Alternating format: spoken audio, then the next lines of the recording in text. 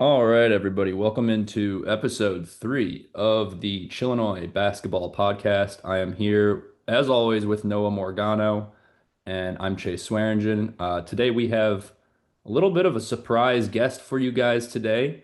Noah and I were thinking about what we could do to preview the Tennessee Volunteers game. The Illini play Tennessee in Nashville on Saturday at 7 p.m. Central Time, another ranked matchup for the Illini. So we thought, what better way to preview Tennessee than bring in a Tennessee grad, the father of a Tennessee grad, and a current Tennessee student and longtime Tennessee basketball fan, Mr. Jeff Moore. He's going to be our Tennessee insider for today. Jeff, how are you? First of all, thanks for Hey, joining. I'm good. Is this when I cue Rocky Top playing? Which actually I was gonna play Rocky Top, and then I was worried that it would like trigger some kind of YouTube like copyright thing. So I'm just gonna sing it for everybody right now. If Go that's okay. ahead. No, I'm kidding. I'm kidding. I'm kidding.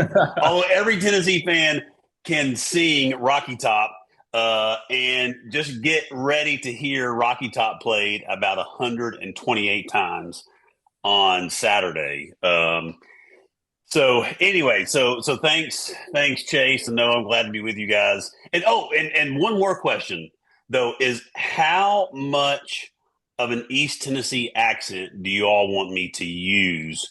Y'all want me to use a really thick East Tennessee accent, or you want me to kind of turn it down a little bit and maybe talk more like the Illinois crowd? Yeah, Which Hey, talk I where do talk you like mean, want me us to be? Yankees. Oh, I the can. accent gives you credibility. So, I mean, we could have just pulled any guy off the street and been like, hey, give us an accent or give us a take on Tennessee. But now they Hey, know you're from the state at least. So, I can turn it off and on when I need to. Okay, if you want me to sounds turn it on, good. I can turn it on, or Sounds I can good turn to it us. off. So anyway, all right. All Thanks for right. having me, guys. Yeah, of course, Jeff. Thanks Thank for you. being here. And then Noah, as always. So we're gonna do a little bit different of a podcast today. Usually Noah and I give our takes for the previews and the recaps of the games. Um, Today is gonna be a little bit more of a roundtable discussion. I'm gonna be asking some questions of Jeff about what he thinks of the Tennessee team to give the Illini fans and our listeners kind of a preview of what to expect on Saturday. And then I'll have Noah give his takes as well about what he thinks the Illini need to adjust for. Obviously, the Illini coming off a loss to UConn in Madison Square Garden, another neutral site game against the number 5 team in the country. Noah and I recapped that on the last podcast in episode 2. The Illini didn't look competitive in that game until the very end. There were some questionable officiating calls, which I know actually a few of our YouTube followers have had some comments about. Noah and I have had to defend our takes in the comments. But anyways, we'll skip over that for another time. But we're going to be talking about the Tennessee game today after the Illini lost to UConn. This is their next game. Tennessee coming off a few losses as well. So this will be really interesting to see which team is going to step it up in practice, which team's going to be ready for the game. Noah and I talked about last time that we don't particularly like the early morning neutral court games, so I'm a little bit more happy. I'm a little bit more thrilled to the fact that this game is at 7 p.m. Central Time, which will be 8 p.m. Eastern Time in Tennessee and Nashville. I think that bodes a little bit better for the Illini in comparison to their early morning games. But regardless, it's still going to be a tough game. Tennessee's ranked number 13 currently. The Illini are ranked number 14. Tennessee has two losses to Kansas and to Syracuse last night, I believe. And then the Illini have two losses as well. Very evenly matched teams. But Jeff, firstly and foremost, I just want to get your take on what you think of this Tennessee team so far. They've played 9 games. It's still early on in the season. I know they have a stud freshman in Nate Ament. They have some returning players from last year's team that beat the Illini in Champaign. But as a fan, as a watcher of this Tennessee basketball team, what are your thoughts so far? Well, they started the season with some terrible cupcake games, and no one really knew what this Tennessee team was going to be like. Now the last three games we've had some. I mean, these are legit games. I mean, Houston, Kansas, Syracuse, um, and that Houston game, the Tennessee's actually looked really good. But now coming out, off of two kind of road losses, I think Tennessee, at least after that Syracuse loss, kind of has their tail between their legs a little bit, at least after that game. But if we talk about kind of what does Tennessee look like, like at least, as someone who's watched them all season, they're not the elite team they were last year. last year, I mean, they had some elite players in Chaz Lanier who could shoot the three as well as anybody in the nation. They had Zakai Ziegler. Everybody here calls him Ziggy. He was one of the toughest on-ball defenders in the nation. So they lost a lot of their firepower, but they got some back in. With Nate Ament, you mentioned him, and he's a stud. I mean, he's something else. Jacoby Gillespie is kind of trying to play that Zakai Ziegler role of being kind of that tenacious on-ball defender. He's not a good of a shooter as Ziggy was. He's not quite as good of a defender as well. But Tennessee, they're a very physical team. That's kind of what Rick Barnes teams are known for. They're really strong defensive teams, and they really get in the passing lanes. They deflect a lot of balls. They force a lot of turnovers. They let their defense really generate some of their offense. But this team, I mean, they were picked number 18 in the preseason. Everybody knew this was not going to be the team of last year. Yeah, I'll try not to bring up last year's game against y'all more than 12 times. But, but the team that's coming into Nashville, it's not going to be that kind of team. It's this team was picked number 18. They were picked number 5 in the SEC, behind 4 other teams. They're coming off 2 straight tough losses. Um, you know, you know, but what Eli and I are going to see Saturday is a team that's going to be physical. They're going to be gritty. They're going to grind it out. They're going to hit the offensive glass really, really well. That's one of the things that they do best. They defend the three well, and they're going to try to slow things down. And I know Illinois wants to play a little more up tempo. Tennessee's going to try to slow it down. They're going to try to force turnovers. But that's kind of what the Illini should expect in this team. But what I think is going to happen is after the loss to Syracuse, you're gonna see a Tennessee team that's way more focused than what they were up in Syracuse a few days ago. Okay. So Noah, I mean, hearing that, it's kind of funny you mentioned this Tennessee defense because the Illini so far this season, they haven't been great against teams that have stepped it up on defense. Noah and I are on a last podcast. I said at least if this game against UConn was going to be a lower scoring game, which it ended up being, that probably wouldn't fare well for the Illini. Now, Noah, in the past week, Brad Underwood, the head coach of the Illini, has said multiple times and in multiple interviews that he is really going to be getting after this team in terms of toughness. Um, do you think Illinois has what it takes in the next week to step it up against a team like Tennessee that's going to be physical? They're going to be good defenders. They're going to get in passing lanes, like Jeff said. Historically and typically, and at least in the past 2 or 3 seasons, the Illini haven't played great against teams like that. What do you think, Noah? Yeah, I think one thing that Illinois has going for them is they do have a week off for preparation with this Tennessee game, and they've released some clips. They do look like they're practicing hard. They always look like they practice hard, though. That's Brad Underwood. He'll get on you after a loss. The key with this game, though, is Illinois is going to have to make their free throws, and they're going to have to limit turnovers. They can try and use Tennessee's physicality against them. I think that's going to be key. My prediction, big Colin Boswell game. He's going to have to drive it inside, going to have to draw contact, and more importantly, make the free throws because we've seen in games before, they don't always make them. Now, they are a very good team at drawing fouls.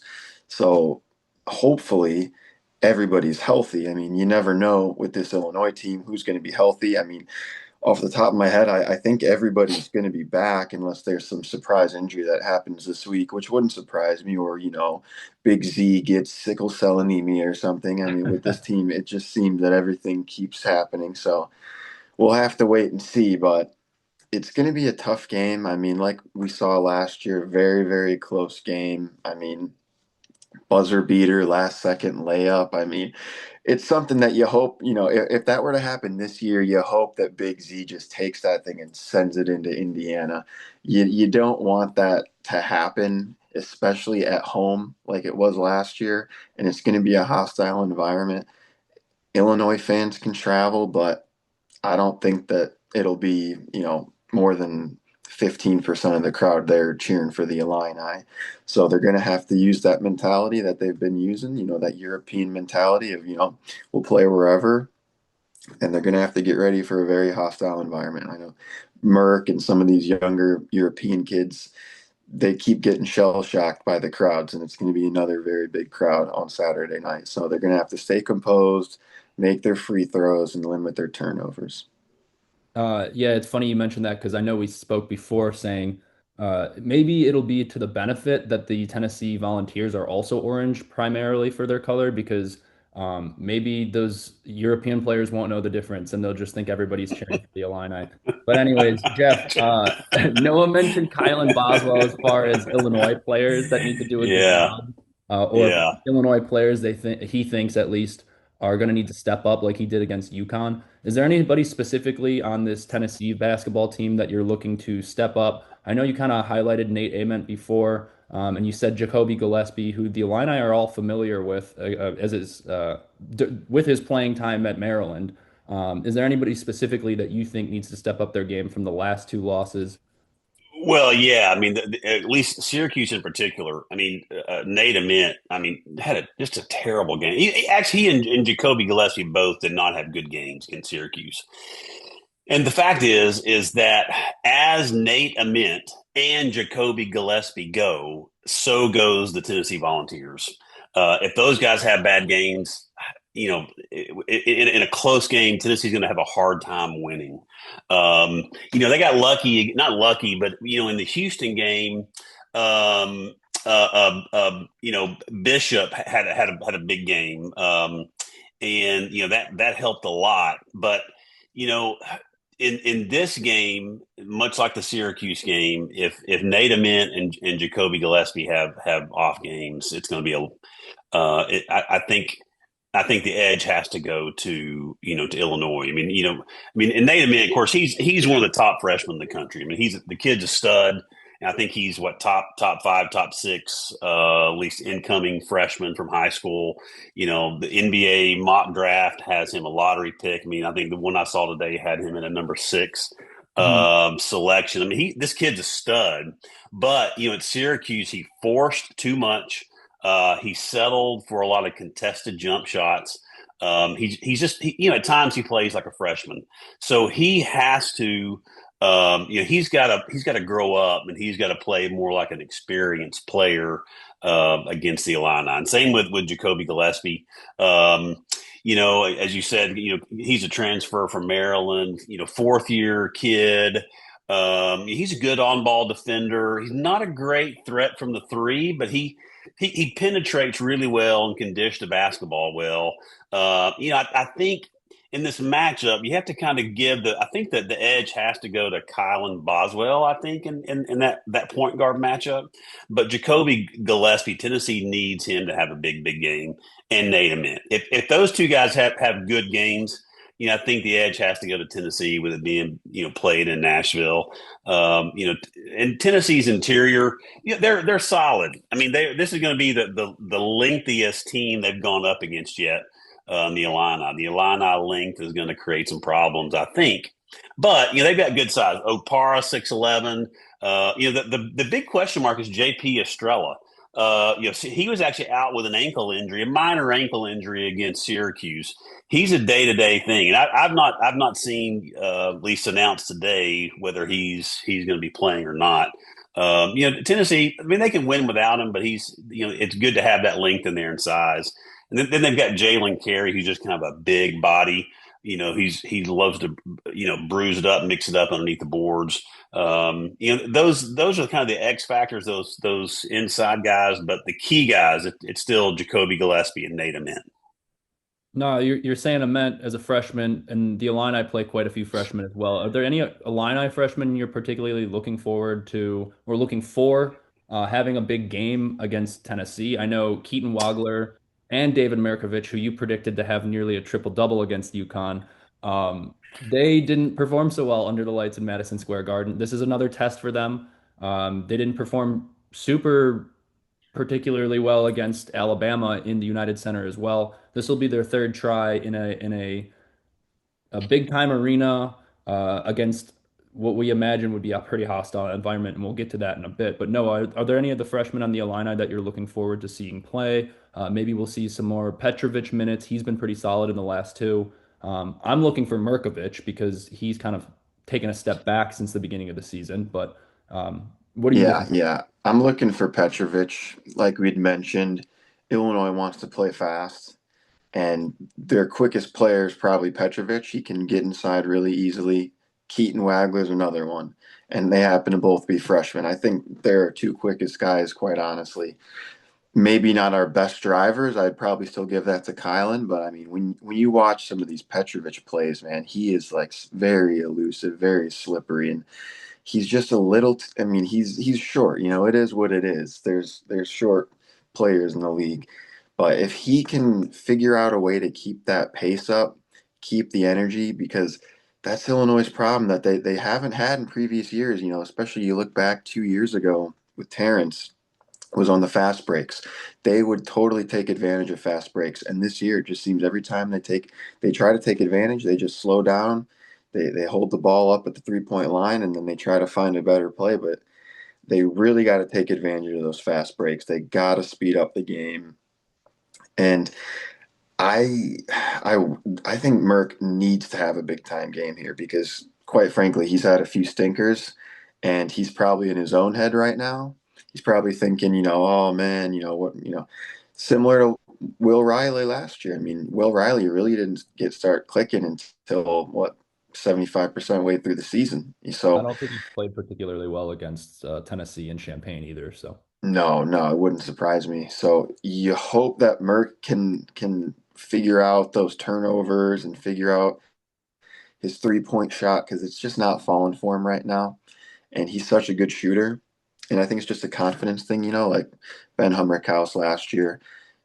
This year, he seems to be shooting a lot better. So you hope it's just, he's stuck in a little bit of a rut and he can get out of it. But for me, I think the key freshman could be Petrovic, especially if he's healthy, fully healthy, playing, 20 minutes. I think he can be a key difference maker. No, we brought it up before a little bit. This will be the Illini's second.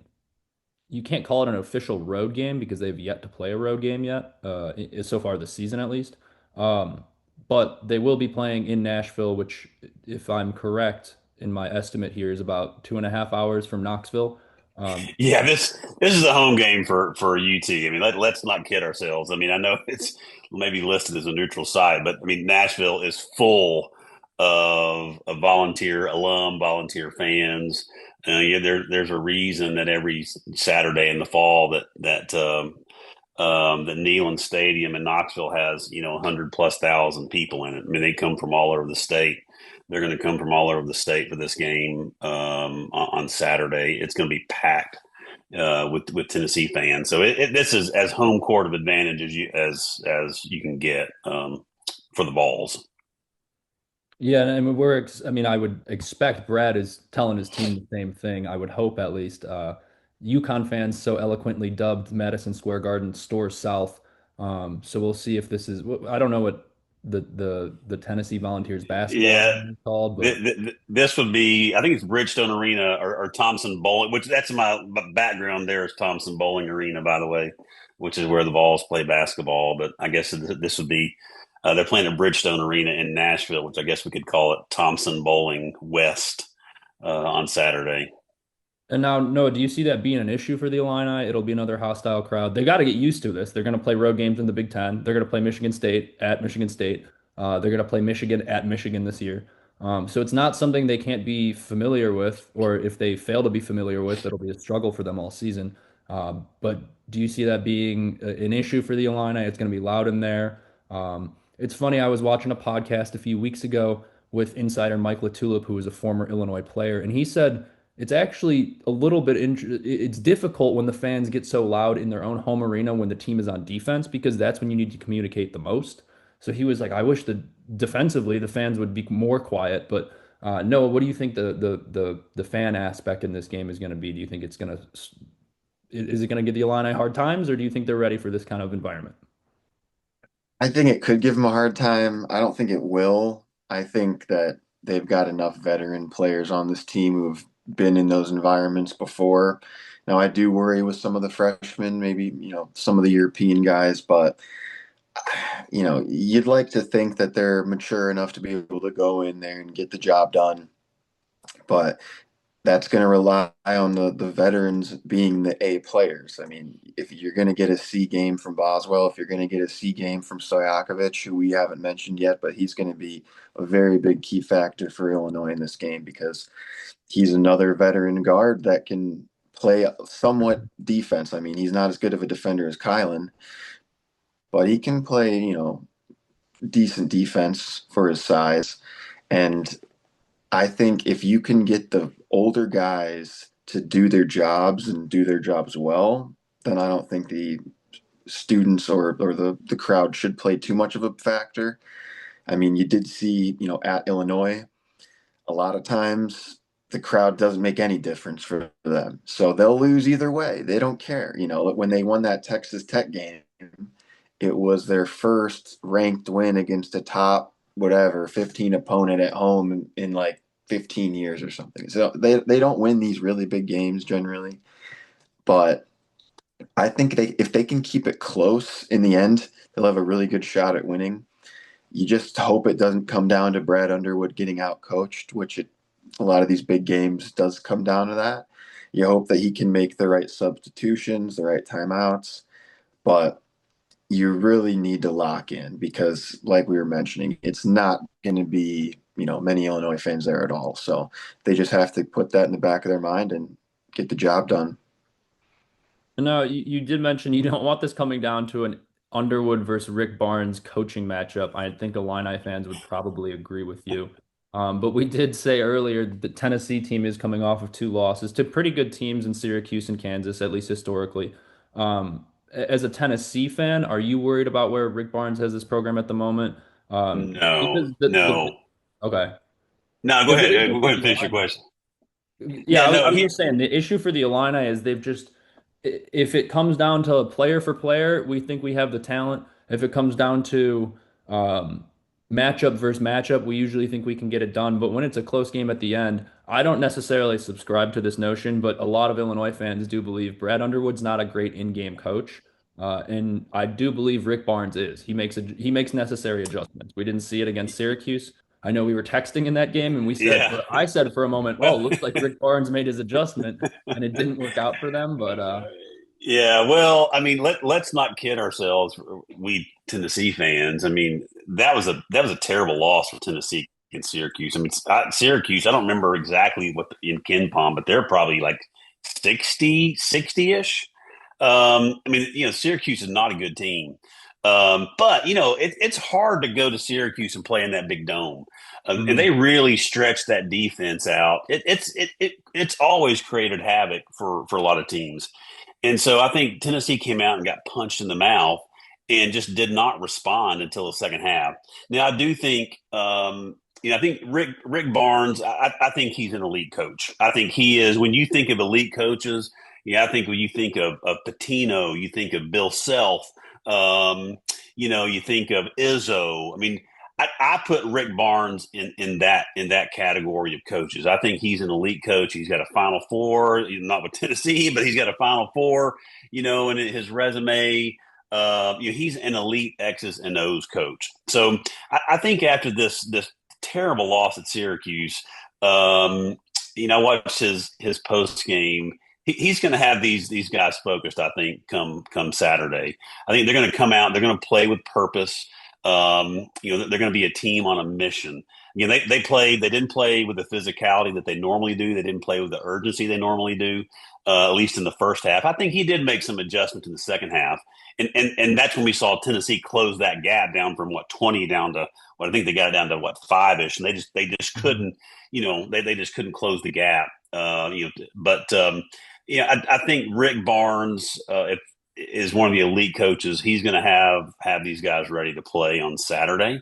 Um, and I agree that if it's a close game, there's a few coaches in the country that I'd want standing on the sidelines, and Rick Barnes is one of them.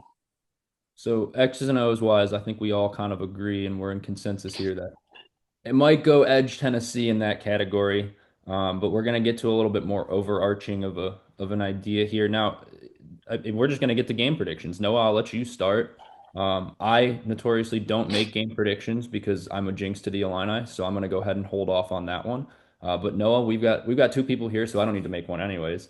How do you see this game going? And if you had to predict the score, what would it be? And do you have any more David Mirkovich potential triple double uh, I think predictions? I'm the jinx because we haven't won a game since we started this podcast, and I'm It's the the only one podcast, making the actually. predictions. So I think that I might actually be the jinx here. But this is a game that, preseason UConn, I think that was one that I marked as a loss. And Alabama, I think I marked that one as a loss. But this is one that I marked as a potential win just because of last year, how close it was. And I don't necessarily think that this Tennessee team is, any better than they were last year. So, and I do think that this Illinois team is better than they were last year. And you hope that Illinois one of these days can just out talent the other team, even if they don't have the better coach.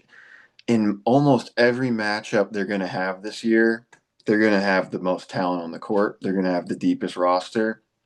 And at some point, that's got to shine through, and the star's got to star. It is what it is. You got to have a big game from Tommy. He's been sick, he's been out, he's been hurt with the knee. He's got to have a big game. He was my preseason consensus first team All Big Ten. He's got to show up, and I think he will show up at some point. But this could be a perfect game. He could use his size, he could stretch the floor. If he could hit his threes, I mean, it could be, he turns the tide of the game. So my prediction for this game, like I said, I think Kylan Boswell is probably going to be the MVP. I'd like to see Tommy as well have a really good game. I think it's going to be low scoring. I don't think it's going to be a shootout. I'm going to give Illinois the slight edge just because I have to. I'm going to pick Illinois every single game this year. So if we don't win another game, then we'll know who the true jinx is. And we will officially retire the podcast at the end of the season if we don't win another game.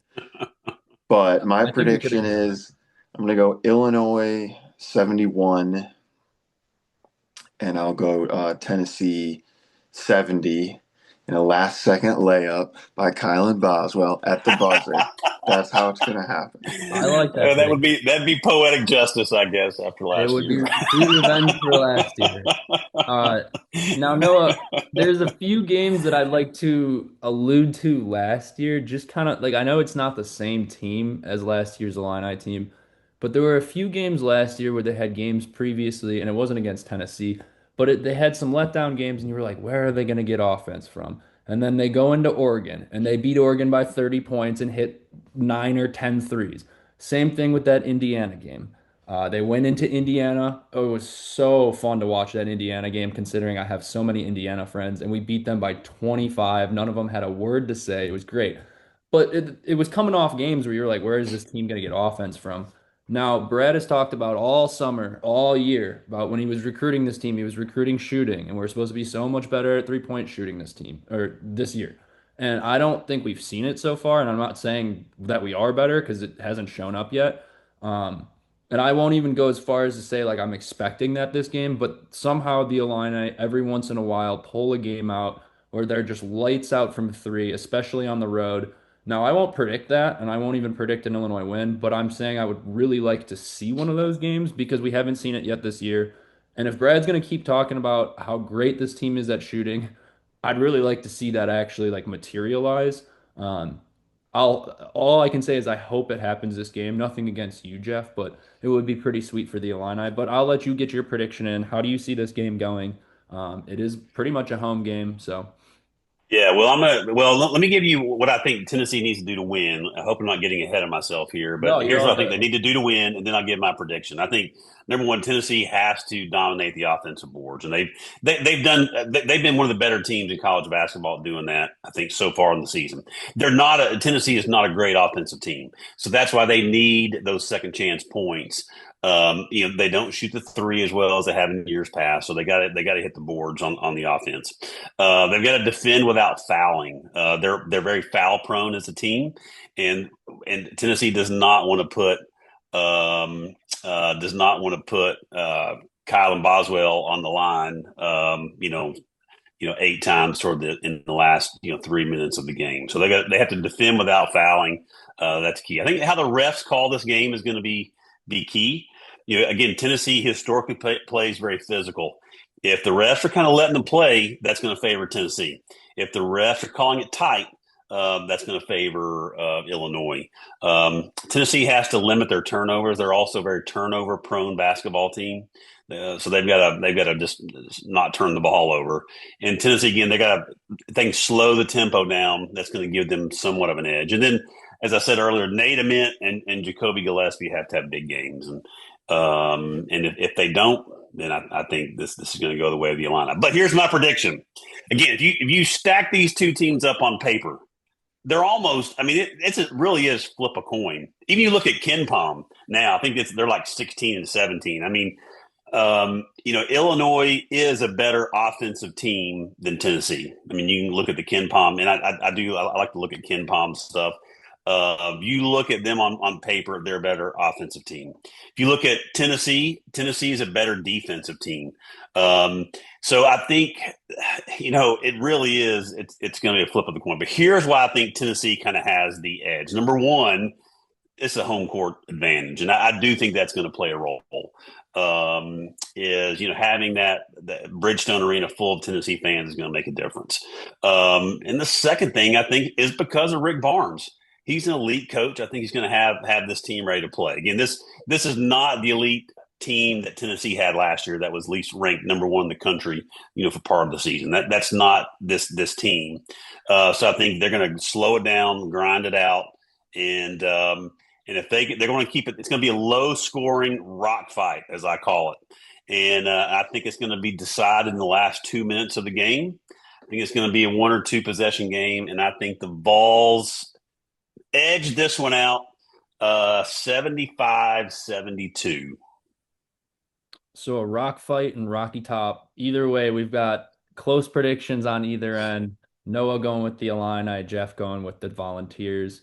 I'm looking forward to this one Saturday. I know, Jeff, you're supposed to be in Chicago Saturday, so we might end up watching that game together at some Tennessee. That's right. That's right. I'm looking forward to it. I was okay with being in a hostile environment. I don't know many Illinois bars in Chicago, surprisingly. So hopefully we'll get together for that. How can there not be an Illinois bar in Chicago? I'm sure there are. There's like 50 Ohio State bars, but there's literally no Illinois bars. And how's there a Tennessee bar?